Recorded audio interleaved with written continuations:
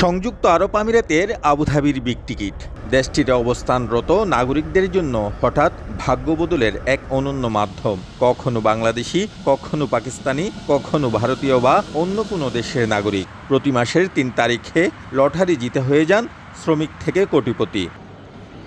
এই লটারি কত যে বাংলাদেশির ভাগ্য বদলে দিয়েছেন তার কোনো সঠিক হিসাব নেই। কোনো সময় একজন, কোনো সময় একাধিক বাংলাদেশি এই লটারি জিতেছেন।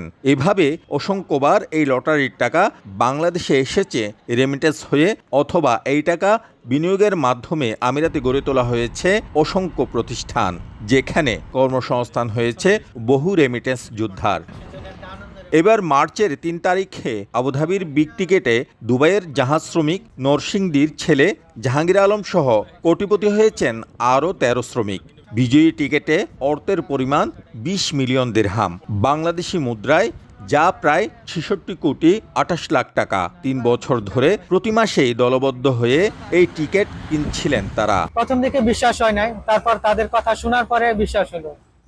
তখন অ্যাকচুয়ালি আমরা সব বন্ধু একসাথে ছিলাম, তখনকার সময়টা অ্যাকচুয়ালি অন্যরকম ছিল। চেষ্টা করব বাংলাদেশি লোকদের জন্য কিছু করার জন্য, অবশ্যই কিছু কর্মসংস্থান তৈরি করার জন্য।